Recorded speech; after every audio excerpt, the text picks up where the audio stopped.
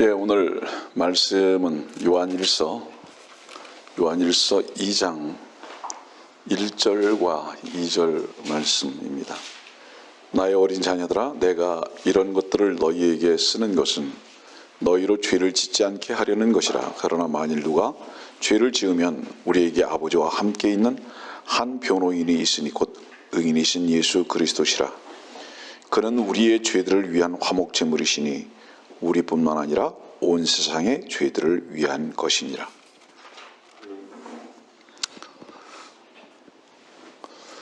제가 자꾸 웃으니까 뭐 그렇게 좋은 일이 있냐고 그만 웃으라고 그렇게 말하는 분이 있었습니다. 사람은 숨길 수 없는 게 있죠. 기쁜 것도 숨기기가 어렵고, 사랑도 숨기기가 어렵고, 미움도 분노도 참 조절이 잘 안 되는 겁니다. 여러분, 성경에서의 기쁨이라는 게 뭔지 아세요? 성경에서의 기쁨은 만족이라는 단어와 그 원어적 의미가 함께 시작되는 것을 아시기 바랍니다. 예를 들어서요, 창세기에 보면 하나님께서 기뻐하셨다 그러잖아요. 그거는 만족하셨다는 뜻입니다. 그래서 우리가 생각하는 그런 기쁨하고는 좀 많이 차이가 있는 거예요. 하나님께서 말씀하시는 그 기쁨. 우리는 성경에서 기록되고 있는 단어들을 우리들의 체험 속에서만 해석하려고 하는 타성이 있습니다. 왜냐하면 언어나 문자의 해석은 자기 내면의 그 언어나 문자에 대한 가치와 이해와 사용의 정도에 따라서만 해석할 수 있기 때문입니다.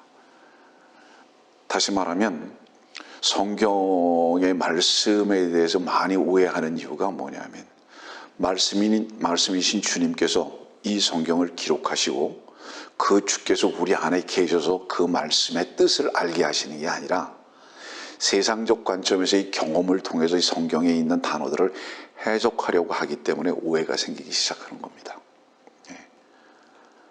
근데 그런 일들이 너무 많은 거예요. 예를 들어서요, 이사야서 55장의 악인은 뭐를 의미하는지 아세요? 보통 이사야서 55장의 악인은요, 나쁜 일을 하는 사람들을 악인이라고 그렇게 아주 금방 받아들이고 말아요. 그러나 이사야서 55장의 악인은 그런 의미가 아니에요. 자기가 옳다고 생각하고 그 옳다고 생각하는 확신을 가지고 가는 바로 그 사람을 말하는 겁니다. 그래서 성경의 악인은 대표자가 유다 이스카리옷인 거예요. 그 유다 이스카리옷은 사람들이 생각할 때 그러잖아요. 아주 나쁜 놈 이렇게 생각하잖아요. 아니에요. 주님 판거 외에는 그는 아주 의인이었고 선인인 것 같이 살았던 사람이에요. 의리도 있고요, 구제도 하고요, 정말로 괜찮은 사람입니다. 그 사람은. 그 사람들이 이렇게 자기 합리화로 성경의 말씀들을 오해하고 해석하려고 하죠.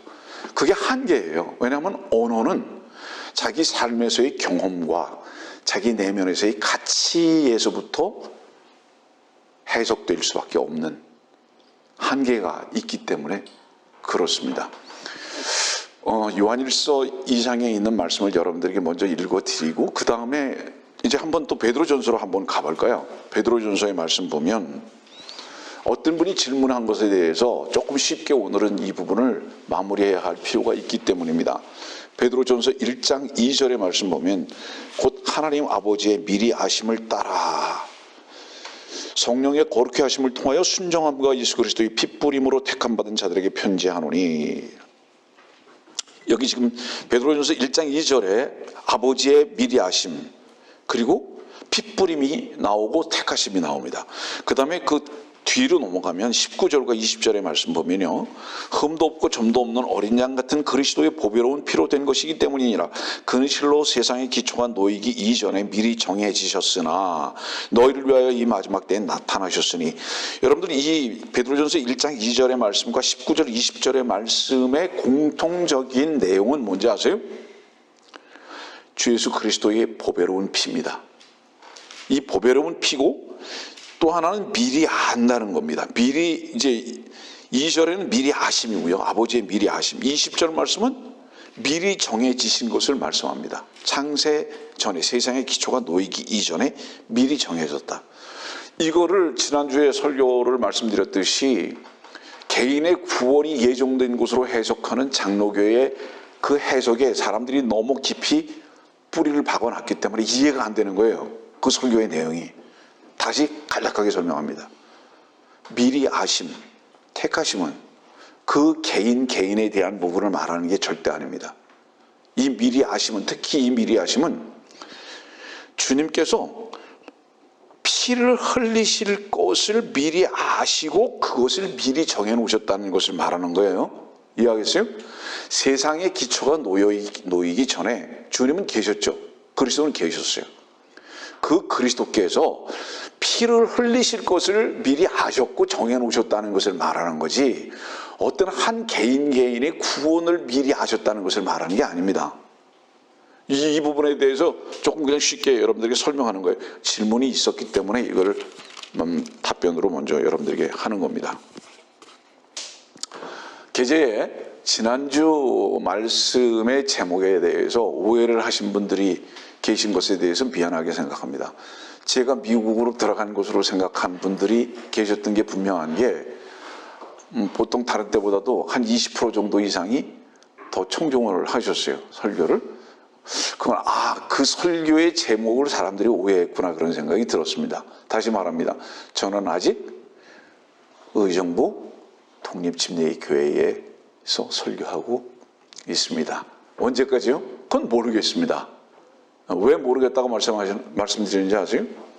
저는 미국에 계신 분들은 섭섭할지 모르지만 여기서도 기쁘고 만족하기 때문입니다. 다시 말하면 하나님께서 여기 있으라고 말씀하신다면, 다시 말합니다. 미국에서 저를 기다리는 분들에게는 죄송하지만 저는 여기에서도 감사하고 기뻐하고 만족하며 있을 수 있기 때문입니다. 왜? 주님께서 저를 두게 하신 곳이 주님이 나의 기쁨이시기 때문에 그렇습니다. 그래서 사전에 말씀을 드리는 거예요.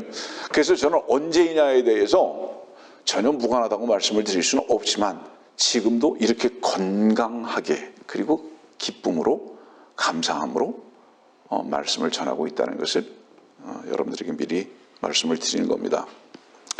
또 오늘의 설교를 잠깐 줄여서 말할게요. 우리들은 이런 질문을 가지고 있습니다. 예수님의 제자 유다 이스카리옷은 주님을 팔았는데 그 유다 이스카리옷을 위해서도 주님은 피를 흘리셨을까? 그런 질문이 우리들에게 생깁니다. 또 하나는 뭐죠? 거짓 교사들과 이단들을 위해서도 주님께서 그들을 위해서 구속하시고 그들에게 위해서 피를 흘리셨고 그들이 구원을 받았을까? 이 부분에 대한 질문이 있습니다. 이 부분에 대해서도 오늘 여러분들에게 설교하게 될 것입니다. 왜냐하면 장로교 예정론은 제한된 속죄를 말씀하고 있기 때문에 과연 정말로 제한된 사람들이 있는가? 주님의 보혈의 속죄함 속에서 이분을 성경 속에서 한번 찾아가 볼 생각입니다. 계제에 에베소서에 있는 말씀이나 다른 곳에 있는 말씀을 보면 예수 그리스도로 옷 입었느니라, 새 사람을 입었느니라, 이런 말씀들이 나옵니다. 왜 옷 입었다는 말을 성경에 기록하고 있는가? 최초의 옷 입는 것은 무화과 나무 잎으로 옷을 가리고요, 몸을 가리고요, 또 주님께서 짐승의 가죽으로 옷을 해서 입히십니다. 질문합니다. 모자는 쓰는 거예요. 그렇죠? 장갑은 끼는 거고 양말은 신는 겁니다. 뭐만 입는 거죠? 몸을 가리는 것만 입는 겁니다.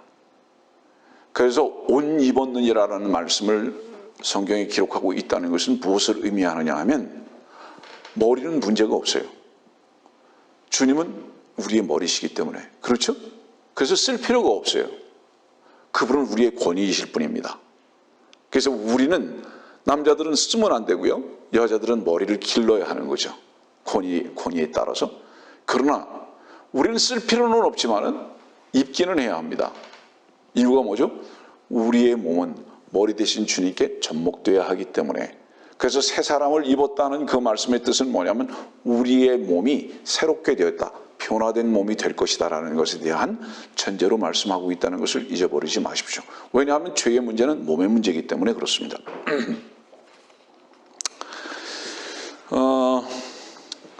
우리 마태복음 22장에 있는 말씀 한번 볼까요? 마태복음 22장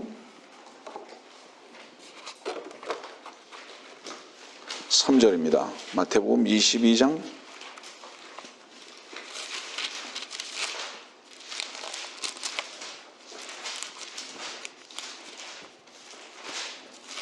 3절 말씀부터 왕이 혼인잔치에 초대받은 사람들을 불러오라고 자기 종들을 보냈으나 그 사람들은 오려고 하지 아니하였느니라. 그가 다시 다른 종들을 보내면서 말하기를 초대받은 자들에게 말하라. 보라 내가 만찬을 준비하였고 내 소와 살진 짐승을 잡았으며 또 모든 것이 준비되었으니 혼인식에 오라 하라고 일렀느니라. 그러나 그들은 개의치 아니하고 어떤 사람은 자기 밭으로 또 어떤 사람은 장사하러 갔으며. 이 지금 천년왕국을 다루고 계시는데요. 주님은 이 천년왕국의 왕이십니다. 이 왕이 다 오라고 부르시는 겁니다. 그런데 핑계대고 안 와요. 제한한 게 아닙니다. 다 초대하셨어요. 지난주에 우리는 계시록을 봤죠? 22장 다시 한번 보겠습니다. 계시록 22장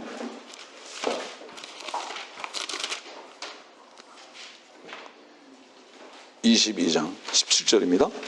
또 성령과 신부가 말하기를 오라 하더라. 듣는 자도 오라 말하게 하고 또 목마른 자도 오게 하며 원하는 자는 누구든지 생명수를 값없이 마시게 할지어다. 오라고 누구도 제한하지 않았다. 이 말씀도 지난번에 여러분들에게 드렸습니다. 여러분들이 너무나 잘 아는 말씀, 성경의 요절 요한복음 3장 16절 하나님이 세상을 이처럼 사랑하사 독생자를 주셨으니 이는 누구든지라는 단어가 거기 꼭 들어가 있습니다. 누구든지 제한하지 않았어요. 누구든지. 근데 제외된 사람이 있습니다. 누구든지에서 제외된 사람 누굴까요? 마귀의 길에 있는 사람입니다. 그 마귀의 길에 있는 사람은 어떤 사람인지 아세요? 아까도 얘기했지만 우리 이사야서 55장을 한번 봅시다.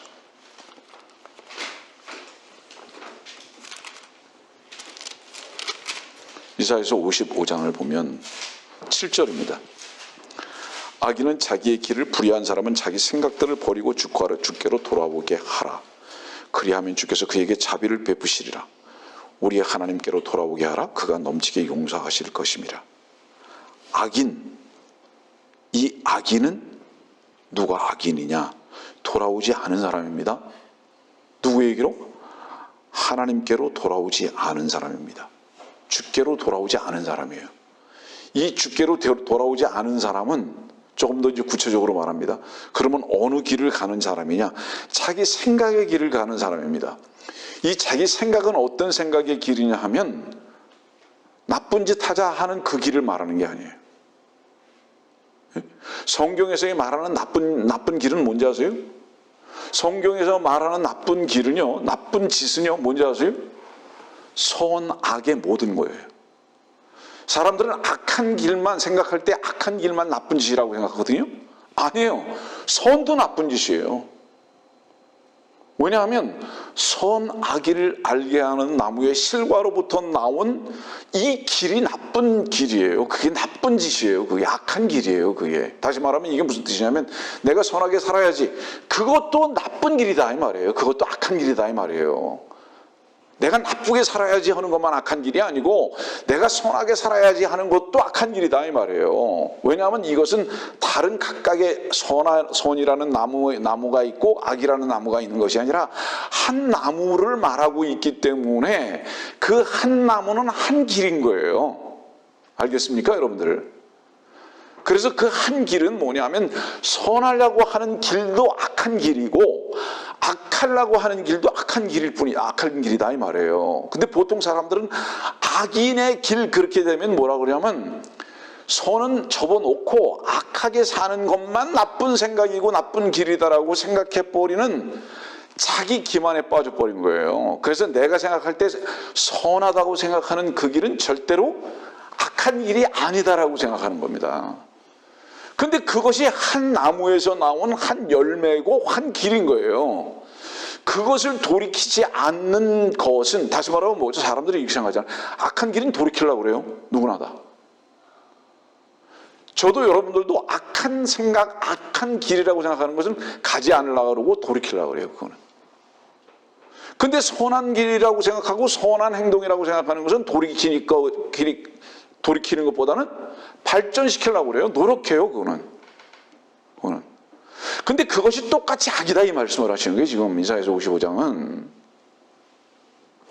이건 굉장히 심각한 문제예요. 그래서 성경에서 지금 정의하고 있는 악인이라는 건 뭐냐면 강도만 악인이 아니고, 쉽게 말하면 강도만 악인이 아니고, 예? 바리새인들과 같이 10의 1조하고 남들 구제하고 십계명을 지키려고 했던 너는 더 나쁜 놈이다 지금 이 말이에요. 더 악인이다 이 말이에요. 성경에서 말하고 있는 악인은. 우리 스스로가 그걸 정하면 안 되는 겁니다. 여러분들, 성경이 말씀하시는, 우리는 우리의 생각을 믿는 자들이 아니잖아요. 성경을 믿는 겁니다. 왜냐하면 성경만이 진리이기 때문에. 이렇게 사람들은 오해하고 있죠. 그래서 이사야서 55장의 이 악인, 이게 돌이키려면 어떻게 해야 하느냐? 나쁜 것만 돌이키는 것이 아니라 좋은 것을 돌이켜야 한다 이겁니다. 좋은 것을. 네가 생각할 때 선하다고 생각하는 그걸 돌이켜야 된다. 그럼 그걸 돌이키라는 건 뭐를 얘기하는 거예요? 남들 구제하는 것을 이제 그만하자 이런 뜻이 아니에요. 오해하지 마세요. 그런 뜻이 아니에요. 그것도 네 안에서 나오는 거기 때문에 네 길이다 이 말이에요. 응? 그건 주님의 길이 아니다 이 말이에요. 주님께서 하시는 것만 선의 길이며 의의 길이며 주님의 길이다 이 말이에요. 그래서 그분이 내가 길이라고 말씀하시는 바로 그 길이 바로 그것을 의미하는 거다 이 말이죠.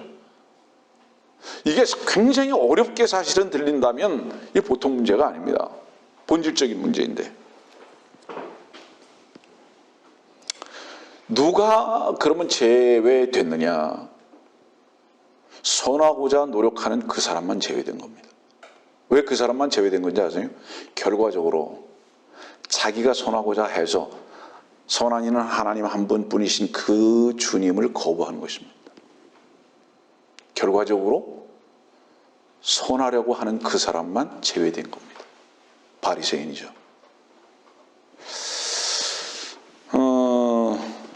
그러면 주님께서 사람들은 성경을 안 믿으면 결국은 주님 농담하시는 것으로밖에 여기지 않는 거예요.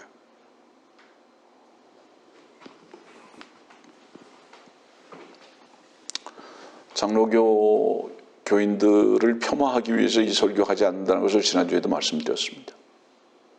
장로교 교인들은요, 자기의 지금 같이 예배당 다니고 있는 자기 아내, 자기 자식, 자기 아버지는 예정됐다고 말합니다. 구원받기로 예정됐다고 얘기한다고. 어떻게 알아요? 예배당 다니니까. 자기 생각이죠. 그렇잖아요? 아니, 자기 자신을 포함해서 자기가 그토록 사랑하는 한 몸인 아내, 자기 부모, 지옥 갈지 천국 갈지 자기가 어떻게 알아요? 그냥 자기 식구들이니까 예정됐다고 믿고 싶은 거예요. 그냥 자기 식구니까 하나님께서 예정하셨다고 믿고 싶을 뿐이죠. 아니, 자기 식구이기 때문에 예정됐어요? 그런 거짓말이 어디 있어요? 그런 모순이. 그러면 또 뭐예요? 자기를 원수로 대하는 자는 저놈은 지옥 가기로 예정됐다라고 생각하고 싶은 거죠. 그 예정은 어디서부터 나온 결정이었죠? 자기의 피의 감정에서 나온 선택이었죠. 그런 모순이 어디 있습니까, 여러분들? 다시 말하면 근거가 자기 자신에게 있었다 이 말이에요. 구원 받지 못하는 것이. 이런 모순들이 어디 있습니까? 여러분들 만일에 좀 아까 우리 베드로 전서 읽었지만 창세 전에 여러분들의 구원 하나하나를 만일에 하나님께서 정하셨다면, 창세 전에 정하셨다면, 제가 질문합니다. 사람들 창세 전에 자기 구원받기로 정해졌다고 하니까 내가 질문하는 거예요. 주님 왜 오셨어요? 아니, 주님 오신 이유가 뭐예요, 그러면? 이미 창세 전에 구원받기로 정해졌는데 주님 안 오셔도 그 사람 구원받을 거 아니에요? 이게 논리적으로 맞는 거 아닙니까?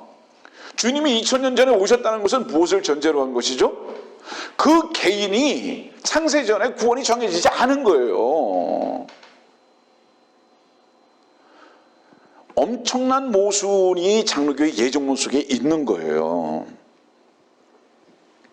요한일서 오늘 본문의 말씀 봅니다. 다시 나의 어린 자녀들아, 그래서 나의 어린 자녀들아 이렇게 썼습니다. 구원받은 사람들을 지금 기록하고 계십니다. 그 다음에 2절 보세요. 그는 우리의 죄들을 위한 화목제물이시니, 우리뿐만 아니라, 여기에서 우리는 누구를 말하는 거죠? 요한이 자기 자신과 어린 자녀들, 구원 얻은 어린 자녀들을 말하는 거예요. 너와 나, 너희들과 나, 우리 주 예수 그리스도의 화목제물은, 이 말이에요. 주 예수 그리스도께서 화목제물이 되신 것은 어린 자녀인 너와 나만을 위한 것이 아니라 온 세상의 죄들을 위한 것이니라. 제한되지 않았다 이 말이에요. 너하고 나만을 위해서 화목제물이 되신 게 아니라 온 세상 사람들을 위해서도 그분은 피를 흘리신 거다 이 말입니다. 제한되지 않았다 이 말이죠. 속으로 아멘 하세요. 아멘.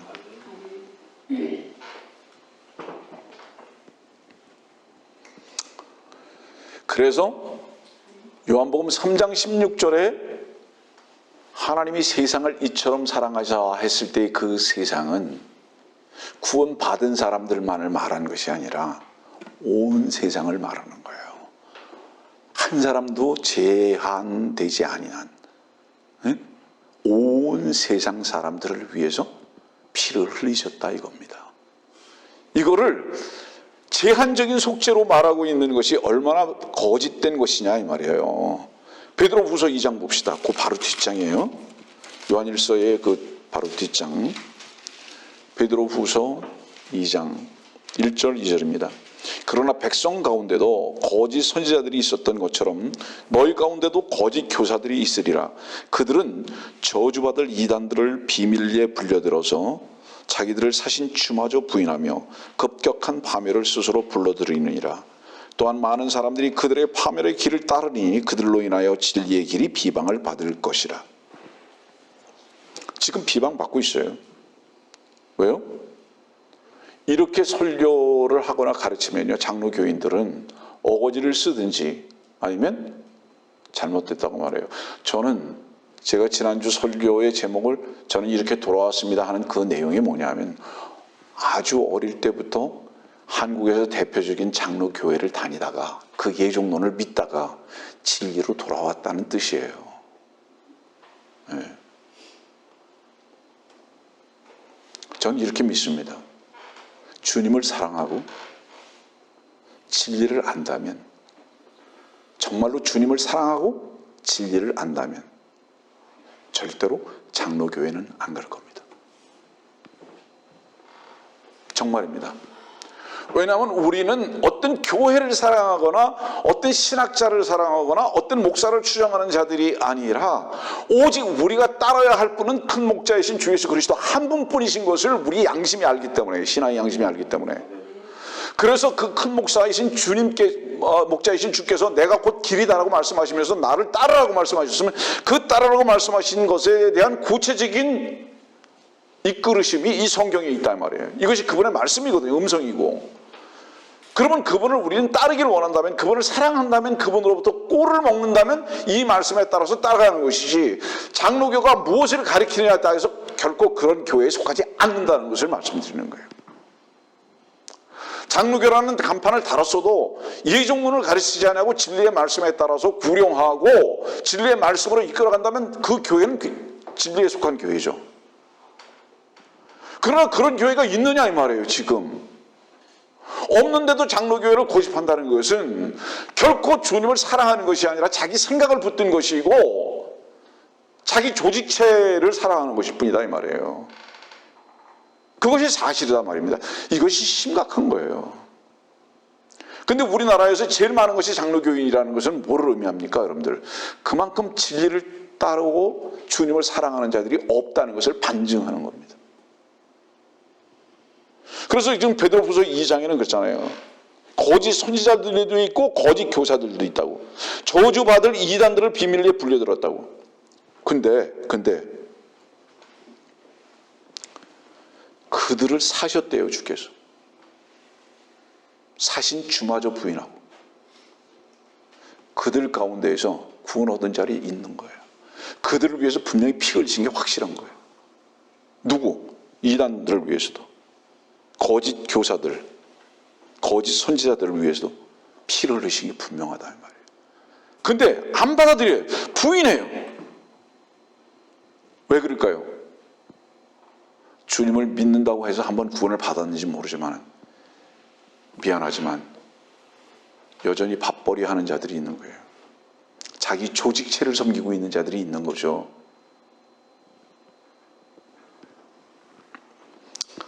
그런데 문제는 뭐냐면 그들을 따르는 자들이 너무 많아요. 당신의 교회 교인이 몇 명입니까? 숫자에 따라서 진리가 정해집니까? 천만에요. 정말로 천만입니다. 그 이유가 뭘까요? 진리와 의의는 주님 한 분뿐이셨기 때문에.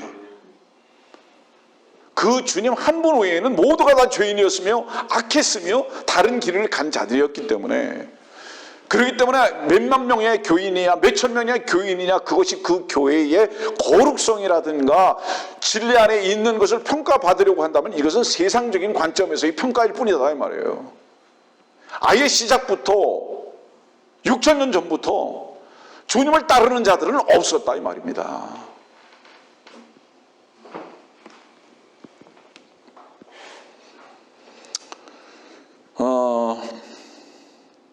유다의 문제를 잠깐 보겠습니다.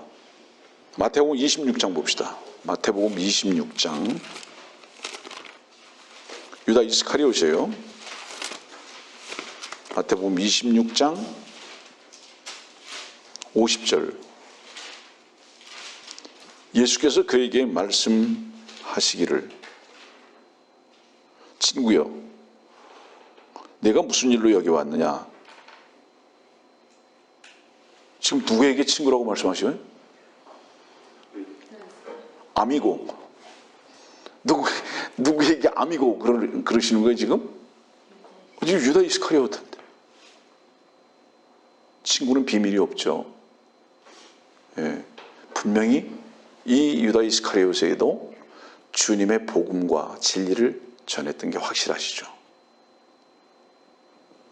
다른 것을 볼까요? 요한복음 13장 말씀 봅시다.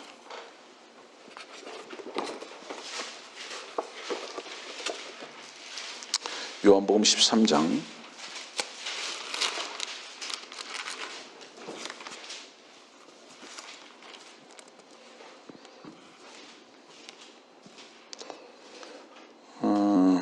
26절.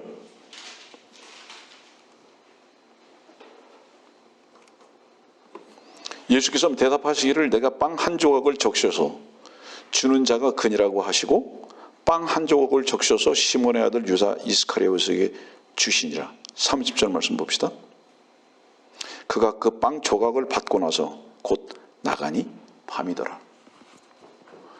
요한복음 13장은 굉장히 중요한 성경의 장입니다. 주님의 유월절입니다. 만찬이죠. 주님의 유월절의 만찬에 누가 참석했죠? 유다 이스카리옷이 참석했습니다. 무엇을 의미하죠? 내가 죽을 것이라고.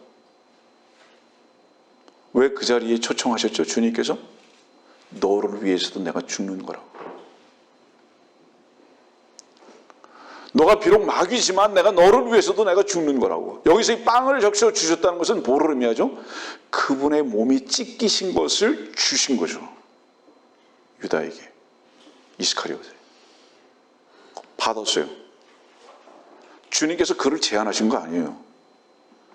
주님의 죽으심의 그 유월절 만찬에 그분께서 유다 이스카리옷을 제하시지 않았다고요? 초청해서 빵도 주셨어요.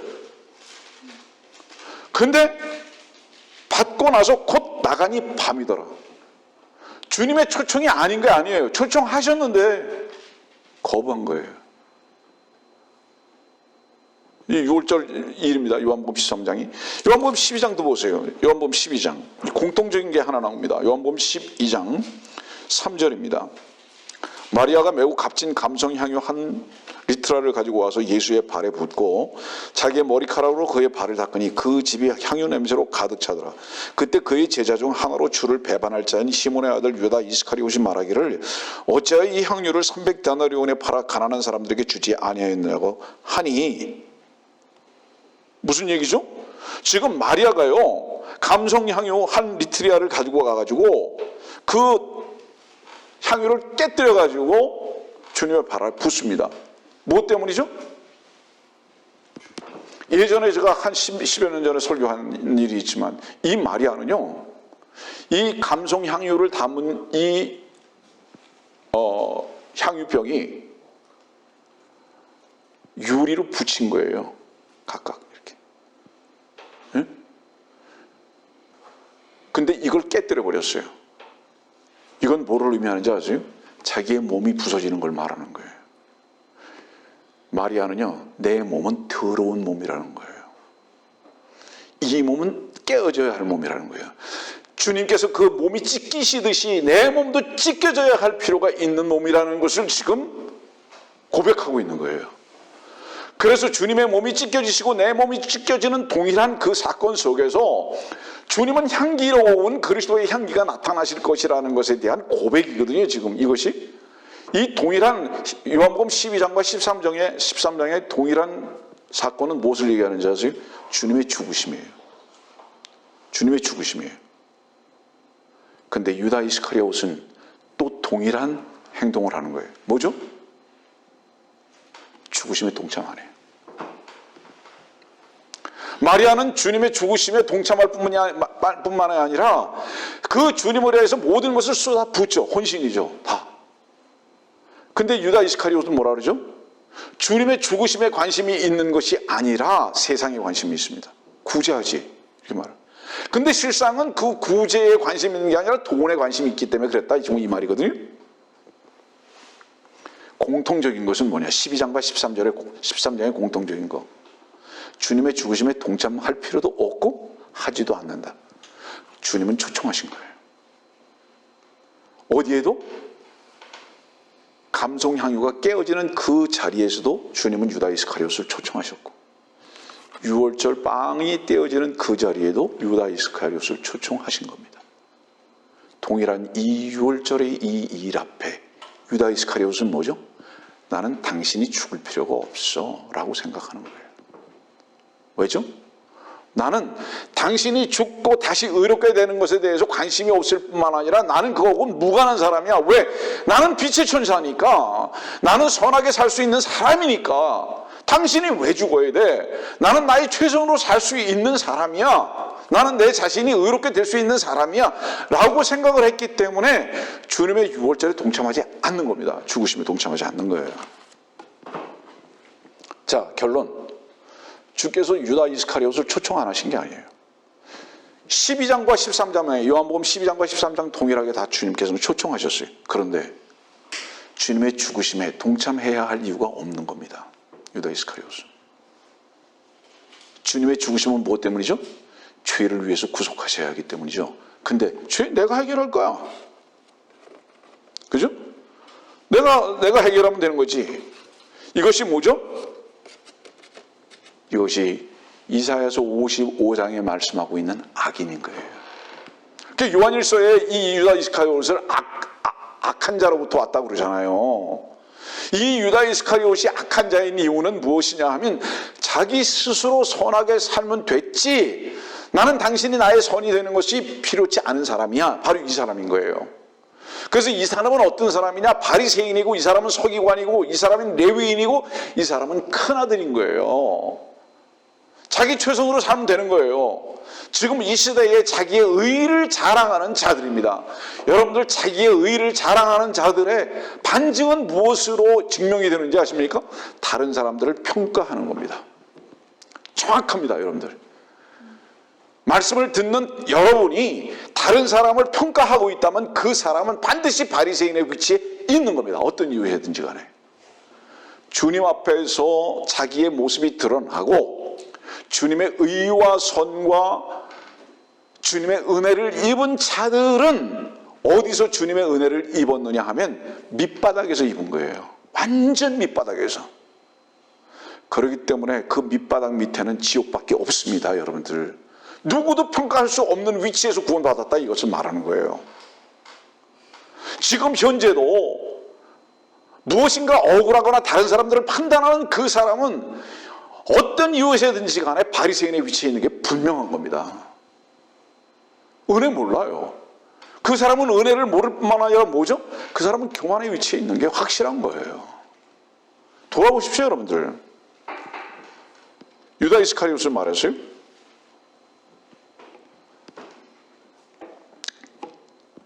누가복음에 있는 말씀도 봅시다. 누가복음 6장.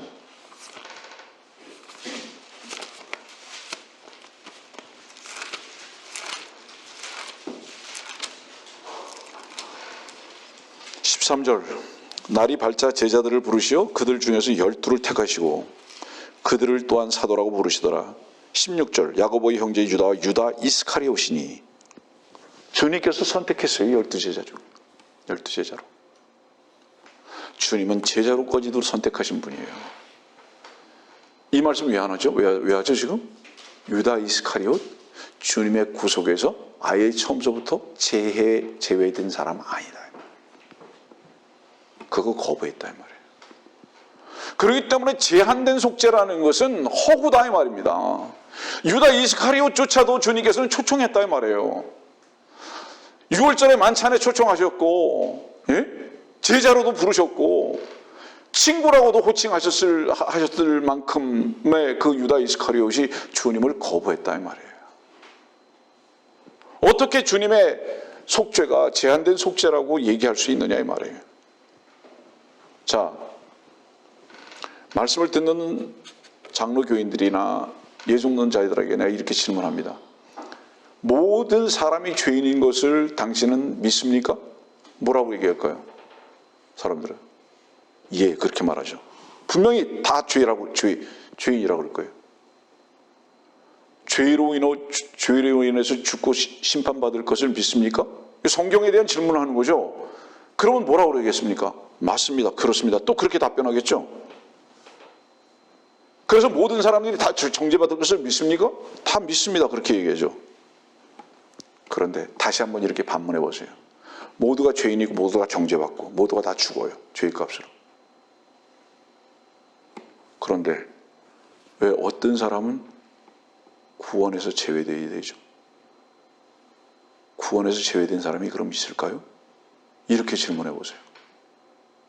거기에는 침묵할 겁니다. 말이 안 되는 얘기잖아요. 모든 사람이 다 죄인이고 모든 사람이 다 죽고 모든 사람이 다 정죄를 받는데 근데 하나님께서는 그 왜 모든 사람들을 의롭게 하시지 않겠는가 이 말이에요. 왜 어떤 사람은 왜 제외됐다고 얘기하느냐 이 말이에요. 하나님께서 죄를 다루시는 것은요 사람의 다루시는 것하고 완전히 다릅니다. 이것도 처음에 여러분들 설교 시간에 말씀드렸듯이 지금 아까 소두에 말씀드렸듯이 사람들은 누가 더 죄 많이 졌고 죄를 더 덜 짓고 이것만 생각하잖아요. 나는 바리새인들 그러잖아요. 누가 보고 있는 말씀대로 나는 저들과 같지 아니함을 감사하나이다. 여러분들 저들과 같지 않은 것을 감사하나이다라고 생각하는 여러분들이요 그거는 불합격입니다. 주님과 같으십시오. 저들과 같지 않은 것을 감사하지 마시고 반드시 하나님의 합격점이 되려면 주님과 동일한 의인이 되십시오. 흠도 없고 점도 없는 분이 되십시오. 여러분들 스스로가. 그렇지 않으면 절대로 여러분들의 비교급은 불합격이에요. 하나님의 구원에서. 저들과 같지 아니함을 감사하나이다? 아니에요. 그건 지옥행입니다. 하나님은 완벽한 걸 요구하시잖아요. 죄가 더 많고 작은 것을 하나님 평가하신다고요? 아니에요. 하나님은 오직 죄인의 구주이실 뿐입니다. 죄인의 구주.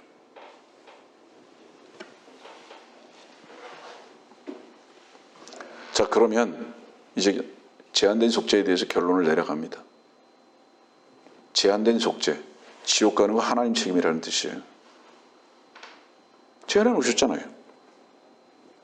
그 하나님의 뜻이 제한된 속죄라면 결국은 뭐예요? 하나님을 저주하는 거예요.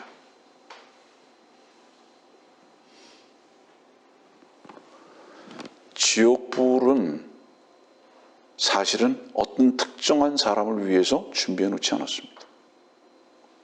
넌 지옥에 가라고 정해놓으신 그 예정된 지옥불이 아니라 이 말이에요. 믿지 않는 자들은 가는 거예요. 믿지 않는 자들은.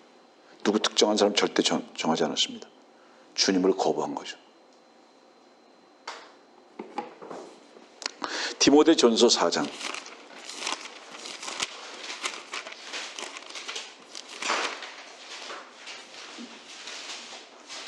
10절입니다. 디모데전서 4장 10절. 그러므로 우리가 수고하고 치욕을 감당하는 것은 우리가 살아계신 하나님을 신뢰함이니 그분은 모든 사람들, 그리고 끝이질 않았어요. 특히 믿는 사람들의 구주시기 때문이라. 믿는 사람들의 구주만이 아니라 모든 사람들의 구주시다 이 말이에요. 그분은 믿든지 안 믿든지 그분은 구주로 오셨다 이 말이에요. 믿든지 안 믿든지 그분은 구주로 오셨다. 그런데 구주가 되지 않은 것은 그분이 그 구주가 되지 않은 것은 구주가 되신 그분을 영접하지 않은 그 사람의 문제다 이 말이에요. 제외나 해놓지 않았다 이 말입니다.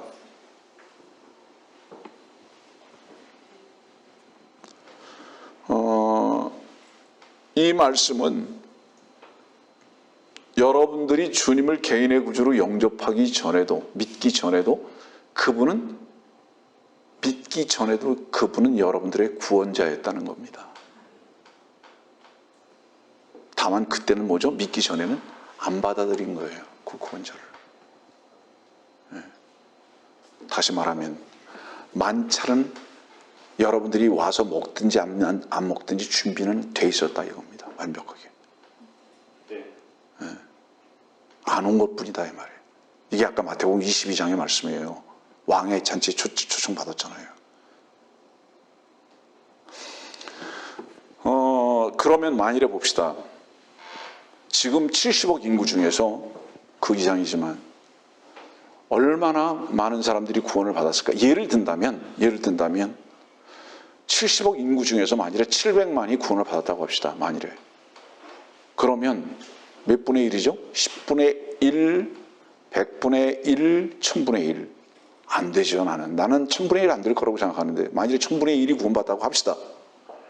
그러면 주님의 보혈은 뭔가 부족한 겁니까?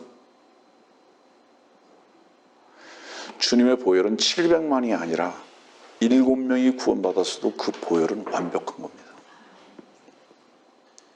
다만 믿지 않은 거예요. 왜냐하면 주님의 보혈을 흘리신 목적은요. 이사야서 53장 보세요. 이사야서 53장 10절입니다. 그를 상하게 하는 것이 주를 기쁘시게 하였기에 주께서 그를 고난에 두셨도다. 주께서 그의 혼을 속죄 제물로 만드실 때 그가 자신의 씨를 버리니 그가 자신의 날들을 늘릴 것이죠. 주의 기쁨이 그의 손에서 번창하리라. 여기서 말씀하고 있는 주는 예수 그리스도를 말씀하고 있지 아니하고 아버지를 말씀하고 있습니다. 하나님 아버지. 근데 주님께 그가 죽은 이유가 뭐냐? 여기 지금 상한 것이 나오잖아요. 지금. 그죠? 이 상한 것이 뭐죠? 5절 말씀입니다. 지금 5절 말씀. 그러나 그는 우리의 허물로 인하여 상처를 입었고 그는 우리의 죄악으로 인하여 상하였도다. 주님의 십자가에 죽으신 것을 말하는 거예요. 그러면 그 주님이 상하는 것이 누구를 기쁘게 했다고요? 주를 기쁘게 했다고. 자, 여러분들을 기쁘게 하기 위해서 주님이 죽으신 게 아니다 이 말이에요. 하나님을 기쁘게 하시기 위해서 죽으셨다 이 말입니다. 하나님의 만족이 되시기 위해서 죽으셨다 이 말입니다. 그래서 하나님께서 만족하셨기 때문에 주님의 보혈은 이미 완벽하다 이 말이에요.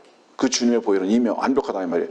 그 주님의 보혈이 이미 아버지를 기쁘시게 한 완벽한 것이기 때문에 그 완벽한 것을 가지고 주님께서, 하나님 아버지께서 우리에게 은혜를 베풀어 주시기를 원하셨다 이 말이에요. 내가 이제 완벽하게 이제 얻었다 이 말이에요. 그러니까 너희들 같이 이 기쁨에 동참하라라고 초청하신 것이다 이 말이에요. 같이 만족하자 하고 초청하신 것이다 이 말이에요. 그런데 안 왔다 이 말이에요. 이유가 무엇이죠? 다른 기쁨을 찾아 떠난 겁니다. 나는 하나님의 기쁨에 참여하는 것을 원하는 것보다는 내 자신이 기쁨을 만들 거야. 그렇죠? 여러분들 보세요. 최고의 만족이 뭔지 아세요? 사람들에게 인정받는 거요. 예, 그렇습니다. 예를 들어서 보세요. 배우, 탤런트들이 마지막 가는 게 어딘지 압니까? 둘 중에 하나예요. 많은 경우에.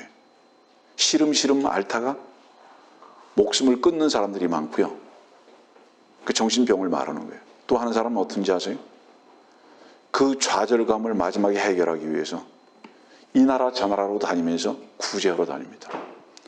그래서 많이 구제하는 그것으로 인해서 자족하려고 합니다. 기쁨을 찾으려고 하는 거예요. 자기 자신이. 사람은 제일 기쁠 때가 언제인지 아세요? 내가 무엇을 남에게 도왔다고 생각할 때. 이 자만자족이죠. 그것이 얼마나 기쁜지. 그래서 사실은 상대방을 위해서 무엇인가 해주기 때문에 그 해주는 것을 목표로 하기 때문에 구제하기보다는 그것으로 인해서 내가 스스로 만족을 얻기 위하고 기쁨을 찾기 위한 수단으로 구제의 손길을 펴는 경우가 너무 많다는 거예요. 자기의 기쁨의 길을 찾아가는 자들, 주님의 기쁘심을 동참하지 않아요. 기쁘심에. 아버지 하나님께서 이미 기뻐하셨고 그 기쁨에 동참하게 하시기 위해서 우리를 부르신 거예요. 그래서 우리의 기쁨은 우리가 무엇을 한 것이 아니라 아버지의 기쁨을 다만 나누어 얻는 것입니다. 이것이 선물이고 은혜라고 말씀하고 계신 거예요. 자, 다른 부분을 말합니다. 또 하나의 숙제입니다. 유대인들은 택한 민족인 것이 확실합니까? 그렇죠? 유대인들을 예정한 게 확실합니까? 맞죠? 그러면 예정하고 택함받은 유대인들은 다 구원받아야 되잖아요. 그게 맞잖아요. 여러분들 눈초리를 보니까 마음으로 답변하고 계신 것 같긴 한데, 아니 유대인을 택하고 예정하셨다면 유대인은 다 구원받아야 되잖아요. 그게 맞죠? 봅시다. 어떤지. 갈라디아서 3장은 뭐라고 말씀하냐고 보세요. 이 갈라디아서 3장은요, 유대인들에게 지금 권면하고 계신 거예요. 갈라디아서 3장 10절입니다. 율법의 행위로 난 자들은 누구든지 저주 아래에 있느니라. 이 율법은 오직 유대인들에게만 주신 거예요. 근데 저주 아래에 있대요. 누구든지. 기록되기를 행하도록 율법책에 기록된 모든 것을 계속해서 행하지 않는 자는 누구나 저주받느니라. 율법을 준 자체가 너희들을 예정하고 택한 그 자체가 너희들을 구원하는 게 아니다. 계속해서 행해야 된다. 율법을. 그렇지 않으면 뭐죠? 결국 저주받는다. 성경에서의 저주는 뭐죠? 지옥 간다 이 말이에요. 그래서 선택하고 예정했다고 해서 다 그러면 천국 가는 거냐? 그렇게 정해지지 않았다 이 말이에요. 또 하나 보죠. 요한복음 1장 말씀 봅시다. 우리는 성경으로 성경을 질문하고 답변할 수밖에 없는 거예요. 요한복음 1장 12절 13절 봅시다. 그러나 누구든지 11절 보니까 자기 백성에게 오셨으나 자기 백성이 그를 영접하지 아니하더라. 유대인입니다. 그러나 누구든지 그를 영접한 사람들에게는 하나님의 아들들이 되는 권세를 주셨으니 즉 그 이름을 믿는 사람들에게니라. 백성이 왔는데 영접하지 않았어요? 유대인들에게 왔는데 13절 그들이 누구인지 아세요? 하나님의 아들을 영접한 자들이에요. 그들은 혈로나 육신의 뜻으로나 또한 사람의 뜻으로 나지 아니하였고 하나님에게서 난 사람들이라. 유대인으로 태어났다 할지라도 선택받고 예정된 자라 할지라도 주님 영접하지 아니하면 저주받는다. 그들은 육신의 뜻으로나 사람의 뜻으로 나지 아니한 자들이라 하나님의 아들을 영접한 자들은 3장에 또 나오잖아요. 3장에 또 뭐라고 말씀하죠? 요한복음 3장 3절부터 5절 말씀입니다. 예수께서 대답하여 그에게 말씀하시기를 진실로 진실로 내가 너에게 말하노니 사람이 거듭나지 않으면 하나님 나라에 볼 수 없느니라. 니고데모가 주께 말씀드리기를 사람이 늙으면 어떻게 태어날 수 있나이까? 사람이 자기 어머니의 태 두 번째 들어갔다가 태어날 수 있나이까? 라고 하니 예수께서 대답하시기를 진실로 진실로 내가 너에게 말하노니 사람이 물과 성령으로 태어나자면 하나님의 나라에 들어갈 수 없느니라. 육신으로 하는 것은 육이요 또 성령으로 하는 것은 영이니라. 니고데모야 너 유대인이지? 3장 1절이잖아요. 바리새인 한 사람이 있으니 유대인의 관원이라. 너 바리새인이고 유대인이지? 너 선택받았고 예정된 자지? 하나님께서 택하시고 선택된 자지? 예정된 자지?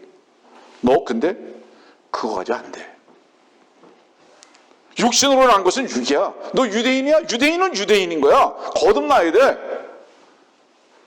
너 그거 가지고 얼마나 열심히 철저하게 선하게 살려고 그러는 건 내가 알기는 알아. 그렇지만 그거 가지고 안 돼. 이거 니고데모 뭐라고 그러죠? 어머니 뱃속에 다시 들어갔다 나오면 됩니까? 다른 표현은 뭐예요? 나 모태신앙이면 되는 겁니까? 나 모태신앙이면 되는 겁니까? 우리 어머니, 우리 아버지가 나 임신했을 때 이미 하나님 믿었고 교회 다녔는데 그러면 나 구원받은 거 아닙니까?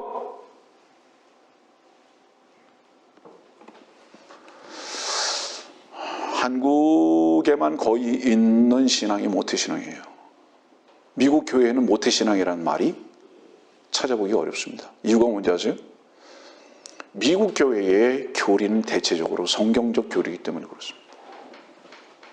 성경에 바탕을 둔 교리이기 때문에. 일반 교회를 말하는 거예요. 근데 한국 교회는요. 지난주에 설교했듯이 칼빈의 제롬의 교리는 가톨릭 사도에 의해서 그냥 받아들여진 그 교리이기 때문에 장로교에서 그대로 받아들인 거예요. 여러분들 가톨릭에서 유아세례를 하는 이유가 뭔지 아세요? 모태신앙을 만들기 위해서. 그 유아세례를 하는 거예요. 허나 왜 하는지 아세요? 아이들 나면 왜 목사한테 안겨서 뭐 축복받고 물 뿌리고 왜 하는지 아세요? 이것이 전부 다 마귀적인 거예요.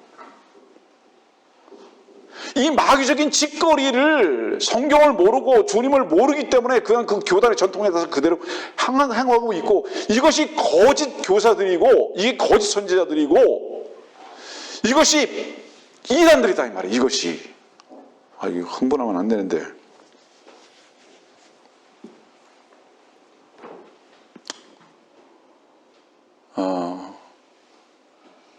혈과 육을 향해서는 싸울 필요 없어요. 이게 무슨 뜻이죠? 세상의 기득권을 가지고 누가 더 많이 갖겠느냐 손해를 받느냐 이거 가지고 싸울 필요는 없다 이 말이에요.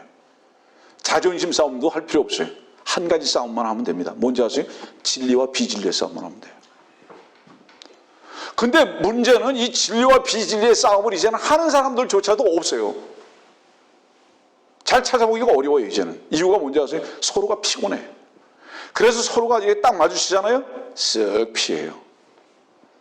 부딪히기 싫어요. 칼빈의 예종론을 말하는 사람이나 모태신앙을 말하는 사람이나 그것이 아닌 것을 알고 있는 사람이나 부딪히지 않아요. 가능하면 싸우지 않으려고 그래요. 피하려고만 그런다 말이에요. 비굴한 거죠. 예전에 우리 젊었을 때 구원받고 처음 그다음에 진리를 알게 됐을 때 항상 싸워요. 요즘은 싸우려고 그러면 사람들이 아예 피해버려요. 도망가요. 만나자 그래도 도망가요. 형제들도 만나자 그래도 도망가요.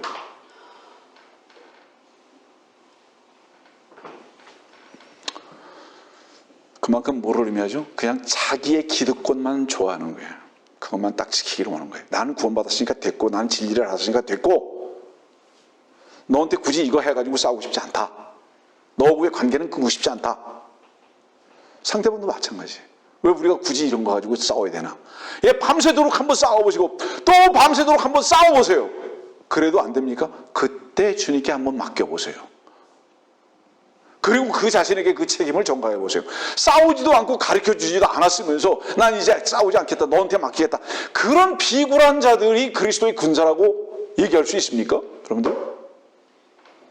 그건 비굴한 거죠. 여러분들이요, 하나님께서 혈통을 보고 구원하신다고요? 하나님께서 구원받을 기회도 주지도 않고 지옥을 예정하셨다고요? 제한받지 않은 하나님의 모든 구원의 사랑과 은혜가 모든 사람들에게 주어진 것을 제가 입증할까요? 또 다른 입증을 할까요? 저는 저 자신을 유다 이스카리옷보다도 훨씬 악한 놈으로 여깁니다. 70억 인구 중에서 1등부터 70억 등을 말한다면 제일 꼬라비에 있어야 할 놈이 접니다. 지금 설교하고 있는, 정말로요. 그 제일 꼬라비에 있는 놈이 나 같은 저주받아 마땅한 놈을 주께서 구원하셨고, 그것을 지금 믿게 됐는데 그 70억 안에 있는 누구를 제한하셨느냐 이 말이에요. 누구를 구원받지 않고 지옥 보내실 것으로 누구를 예정하셨냐 이 말이에요. 한 사람도 그런 사람 없다. 왜? 나 같은 놈이 구원받은 걸 보니까 그렇다 이 말이에요. 이것이 증거입니다, 여러분들. 내가 구원받았다면 70억 인구는 전부 다 구원받기로 예정된 자들이다 이 말이에요. 저는 그렇게 분명히 믿습니다. 다시 말합니다. 주님의 보혈이 모든 사람을 위해서 흘리신 그 증거가 뭐냐? 이놈입니다. 나를 위해서 죽으셨잖아요. 나 같은 놈을 위해서. 말씀을 듣고 있는 당신을 위해서도 그러기 때문에 주님께서는 죽으신 거예요. 에스겔서 33장에 있는 말씀 봅시다.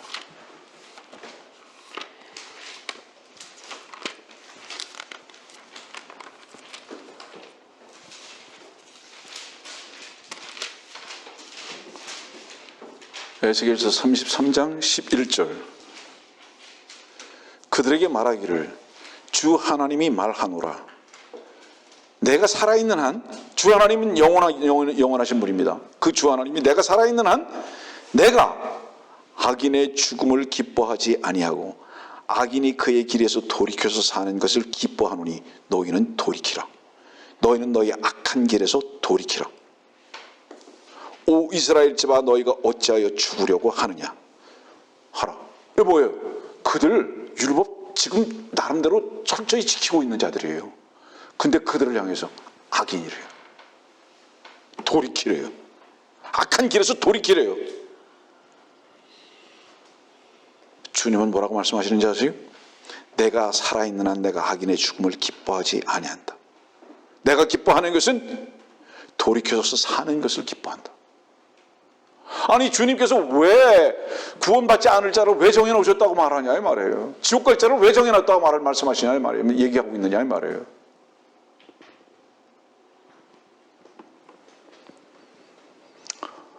사람은 아담입니다. 모든 사람은 아담이라고 불리는 겁니다. 아담을 만드시고 주님께서 뭐라고 말씀하셨죠? 좋았더라 하셨죠? 아담을 만드시고 좋았더라 하셨어요.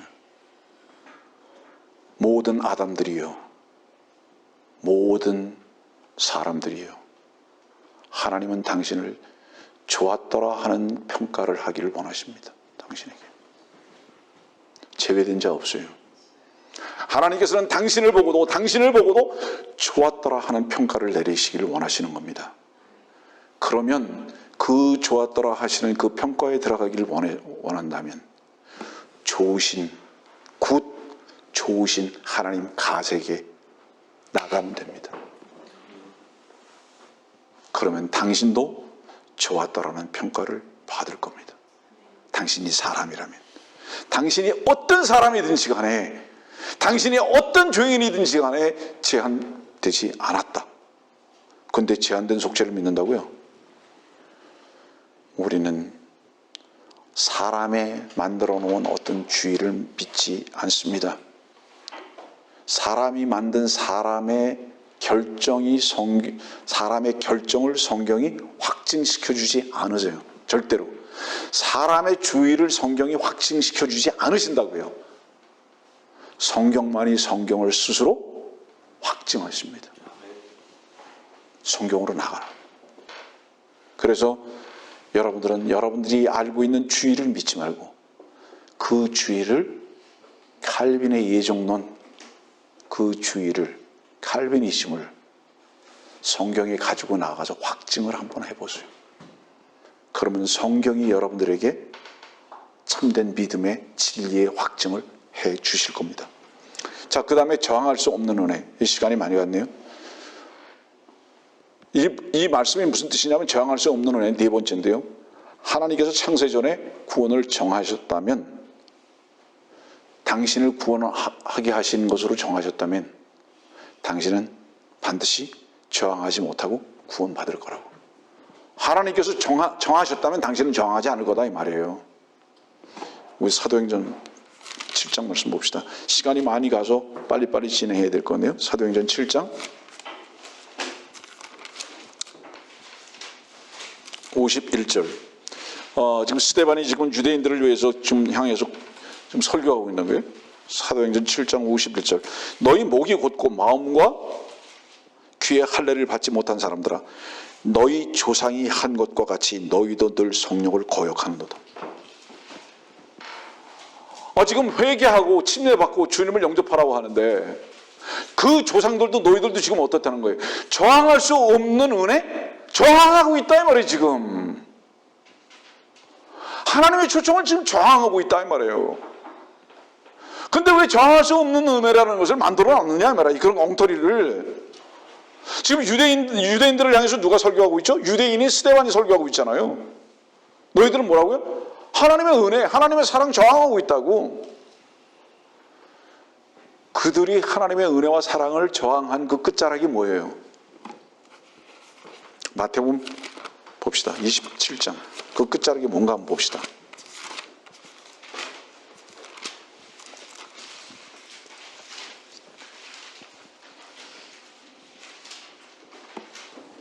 (23절) 그들이 더욱 소리질러 말하기를 십자가에 처형하소서라고 하더라. 25절 모든 백성이 대답하여 말하기를 그의 피를 우리와 우리 자손에게 돌리라고 하더라. 그런데 그 주님은 어떤 주님으로 오셨죠? 37절 주의 머리 위에 이 사람은 유대인의 왕 예수라고 쓴 죄명을 붙였더라. 유대인의 왕으로 오셨어요. 평강의 왕으로. 근데 그 평강으로 왕으로 오신 그 주님을 어느 만큼 저항했는지 아세요? 십자가에 못 박아 죽일 만큼 저항했어요. 우린 불필요해. 저항할 수 없는 은혜? 성경의 진리입니까? 그들은 어느 만큼 저항했는지 아세요? 그 진리를, 그 은혜를, 그 사랑을, 그 길이신 주님을, 그 왕을 십자가에 못 박혀 죽일 만큼 저항했어요. 예? 근데 저항할 수 없는 은혜라고요? 또 이렇게 말합니다. 요한복음 6장에 있는 말씀 봅시다. 성경은 성경으로 입증하고 대답합니다. 그렇지 않으면 이단 사설이 나오는 거예요. 요한복음 6장에 있는 말씀 봅시다. 44절인데요. 6장 44절. 나를 보내신 아버지께서 이끌어주지 아니하시면 아무도 내게로 올 수 없느니라. 나를 보내신 아버지께서 이끌어주지 아니하시면 아무도 내게로 올 수 없느니라. 요거만 보면 어떻죠? 이거 지금 예종론자들이, 칼빈의 예종론자들이 가장 많이 사용하고 있는 말씀이에요. 아버지께서 이끌어 주셔야 된다고. 안 그러면 못 온다고. 지금 이 말을 하는 거예요. 이 말에 따르면 어떻죠? 이 말에만 따르면 아버지께서 이끌어 주지 않으시면 구원 못 받아요. 그렇잖아요. 다른 성경 봅시다. 뭐라고? 이것이 어떤 말씀으로 말씀하신가 한번 보세요. 요한복음 12장 말씀 봅시다. 12장 32절입니다. 12장 32절. 그래서 우리는 성경을 사실은 시간 있을 때 공부도 좀 해야 되고 맨날 전화기만 붙들고 게임만 하지 말고 성경도 공부해야 하는 겁니다. 또 내가 땅에서 들리면 모든 사람을 내게로 이끌어 오리라고 하시니라. 구원 얻을 사람만 이끌어 오겠다 이렇게 말씀하셨어요. 모든 사람을 이끌어 올 것이라고. 근데 이 모든 사람을 이끄신 그분이, 다시 말하면 이건 뭐죠? 주님께서 죽으시는 바로 그걸 말씀하시잖아요. 땅에서 들리면 십자가에 죽으시는 것을 말씀하고 있잖아요. 그 죽음의 이유는 구원을 예정한 사람만 이끌기 위해서가 아니라 모든 사람을 이끌 것이다. 그러면 요한복음 6장에 있는 그 말씀은 무엇에 대한 모순이죠? 이끌지 아니하시면 이미 주님께서는 십자가에서 이끄셨어요. 한 사람도 빠짐없이 다 이끄셨어요. 십자가로 오라고. 갈보리에서 시험을 얻을 것이라고. 주께서 다 초청하시고 이끄셨어요. 오라고. 안 갔다 이 말이에요. 안 갔다 이 말이에요.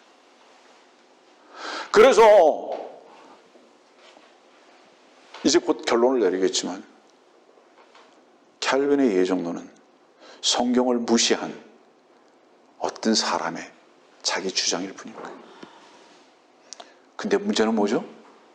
이제 그가 세상을 떠난 지도 500년이 됐는데 아직도 그를 주장하죠. 예? 그를 유일한 말씀의 권위로 여기는 자들이 이 땅에 완전히 뿌리를 내려버렸죠. 저 여러분들의 주변에다. 교회 놀이만 하다가 지옥 간 겁니다. 하나님 믿는 것 같아요. 진지해 보여요. 그러나 그 진지는 먹을 진지가 아닙니다. 전부 다 불에 들어갈 진지예요. 어떡하죠, 여러분들? 사실은 심각한 겁니다. 주님께서는 한 사람 한 사람을 업어서 학교로 데려오지 않습니다. 모두 다 학교로 오라고만 말씀하시는 거예요. 이끈다고요? 그냥 주님은요, 정해놓으셨어요. 수업 시작할 시간도 정해놓으셨고, 학교 문도 닫을 것도 정해놓으셨고요. 그리고 부르신 거예요. 오라고. 안 와요. 주님은 한 사람 한 사람을 업으로 집으로 쫓아다니지 않으신다는 걸 말하는 거예요. 절대로. 히브리서 12장 25절. 히브리서 12장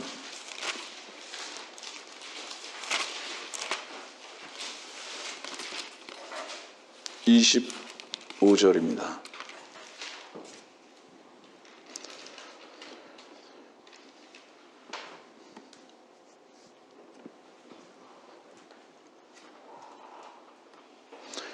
너희는 말씀하시는 그분을 거절하지 말라. 말씀하시는 그분을 거절하지 말라. 아니, 저항할 수 없는 은혜인데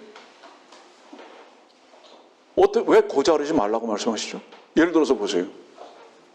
내가 여러분들에게 맛있는 사과를 하나를 줘요. 이거를 안 먹을 수가 없어요. 반드시 먹어야 돼요. 그리고 먹을 거예요. 반드시. 저항 없이. 거부하지 않고. 근데 주면서 거부하지 말라고 이렇게 말해야 할 이유가 있어요? 한번 생각해 보세요. 아니, 여러분들에게 이 사과를 주는 것을 여러분들은 반드시 먹어야 하고 먹을 것을 믿는 사람이 이거 먹는 거 거부하지 말라고 이렇게 얘기하실 이유가 있냐고요. 이 질문하는 거예요. 주님께서는 뭐라고 말씀하셨죠? 거절하지 말라고. 이것은 무엇을 전제로 한 거죠? 주님의 은혜를 거절할 게 너무 확실하다 이 말이에요. 근데 저항할 수 없는 은혜를 가르쳐주고 있다 이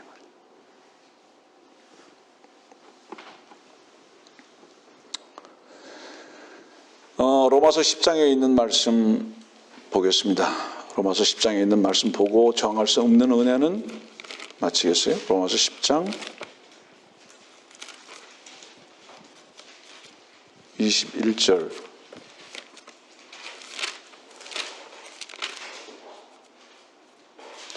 이스라엘에게 그가 말하기를 내가 온종일 불순종하며 거역하는 백성에게 내 손을 뻗쳤노라고 하였느니라. 온종일 불순종하며 거역하는 백성. 저항할 수 없는 은혜요? 근데 온종일 거역하며 불순종해요. 온종일 불순종하며 거역해요. 저항할 수 없는 은혜인데 이 온종일 불순종하며 거역하는 게 뭐를 얘기하는지 아세요? 주께서 십자가에 달려 돌아가시고 지금까지, 다시 말하면 뭐예요? 새벽부터 우리 사랑함으로써 새벽부터 씨를 뿌려봅시다. 그 다음에 밤늦게까지 씨를 뿌리는 거예요. 다시 새벽이 와요. 근데 농부는 주님이시죠. 아버지시죠. 그분은 씨를 뿌려놓고 계속 어때요? 지금도 씨를 뿌려요. 말씀의 씨를. 왜죠? 거부하지 말라고. 거부하지 말라고 온종일 씨를 뿌려요. 온종일 거부하는 거예요. 2000년 전에도 거부했고 1000년 전에도 거부했고 지금도 거부했고, 근데 거부하지 않는, 거역할 수 없는, 저항할 수 없는 은혜라고요. 6000년 전부터 지금까지 인간은 한 일이 하나밖에 없어요. 적 그리스도의 일만 한 거예요. 거부. 하나님 거부, 그리스도 거부. 거부. 온종일 거부만 한 거예요. 그런데 거역할 수 없는, 저항할 수 없는 은혜라고요. 지금도 일부를 제외한 모두가 거부하고 있지 않습니까? 그런 엉터리가 어디 있습니까? 예? 마지막입니다. 성도의 견인. 구원, 한 번 구원은 영원하다는 뜻입니다. 맞습니다. 5개의 교리 중에서 이 교리가 가장 성경적입니다. 성도의 견인. 한 번 구원은 영원하다. 맞습니다. 그런데 과정이 틀려요. 이것은 무엇을 얘기하느냐면, 질문합니다. 여러분들의 구원이 행위로 인한 것이었습니까? 은혜로 인한 것이었습니까? 분명히 100% 은혜로 인한 것이었습니다. 그리고 그건 선물입니다. 무엇을 말하는지 아세요? 여러분들의 구원은 취소될 수 없는 이유가 뭔지 아세요? 여러분들의 행동 때문에 취소될 수 없는 이유가 뭔지 아세요? 행동으로 인해서 구원받은 게 아니기 때문인 거예요. 네? 에베소서 2장의 말씀 봅시다. 에베소서 2장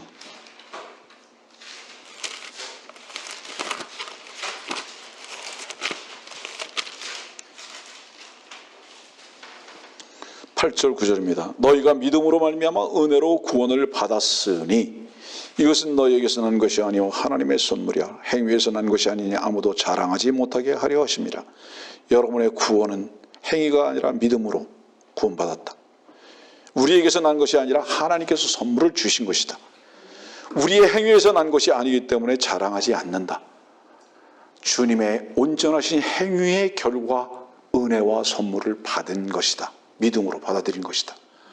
고로 우리의 구원이 영원할 수밖에 없는 것은 그 구원은 주님 자체의 행위이시기 때문이다.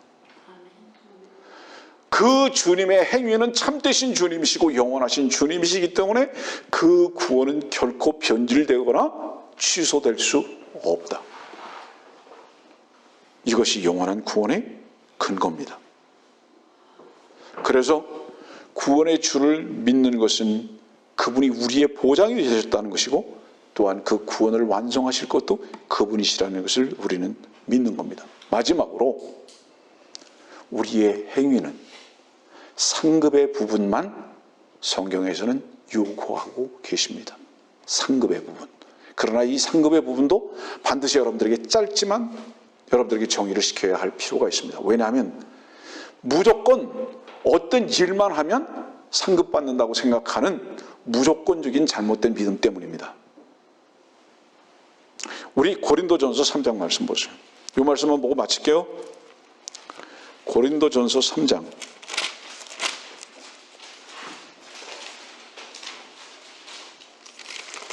13절 말씀부터입니다. 12절 말씀부터입니다. 죄송합니다. 이제 누구든지 이 기초 위에 금이나 은이나 보석이나 나무나 지피나 그릇토기로 지으면 각 사람의 일한 것이 나타나게 되리니 그날이 그것을 밝힐 것이라.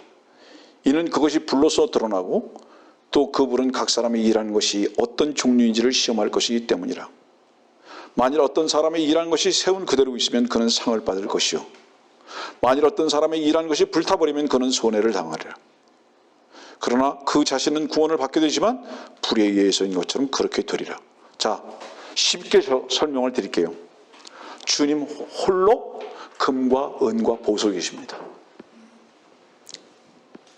변질되지 않습니다. 그분만이 영원하십니다. 그분만이 그래서 금이고 은이고 보석이십니다. 사람은 뭔지 아세요?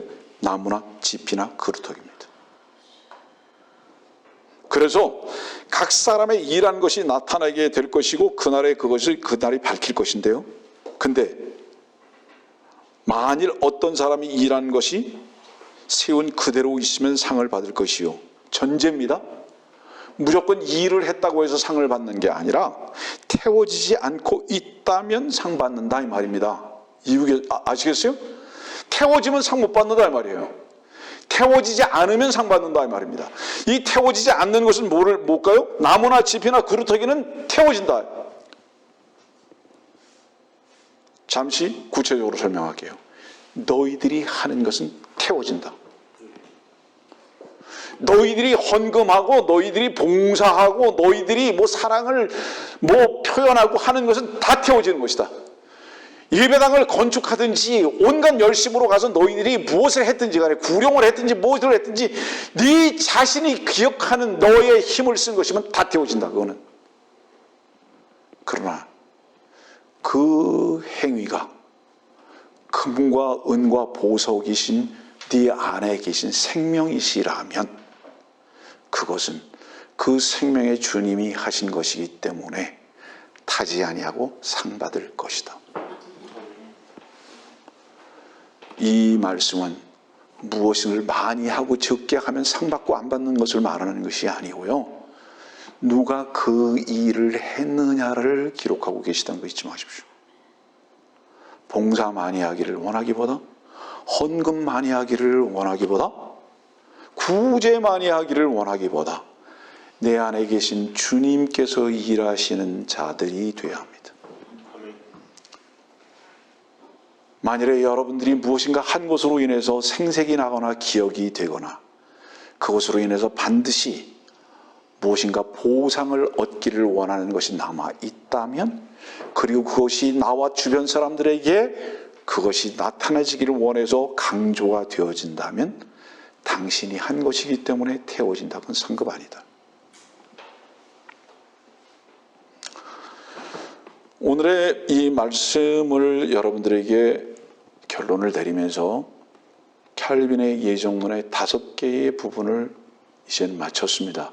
물론 좀 더 구체적으로 여러분들에게 가르쳐드리지 못한 부분에 아쉬움이 있지만 지난주와 오늘 여러분들에게 설교한 내용과 가르친 말씀에 대해서도 여러분들이 깊이 있게 조명하고 공부한다면 부족하지 않게 여러분들의 마음에 진리와 지식에 따른 믿음이 굳게 세워질 것을 저는 믿습니다. 이단들에 속아서 지옥 가는 사람들 숫자보다 잘못된 지식과 교리에 속아서 지금 현재도 멸망의 길을 걷고 있는 나의 친구와 친척과 주변의 사람들이 얼마나 많은지 말씀의 검을 가지고 싸우십시오. 이게 그리스도의 군사들입니다. 감사합니다.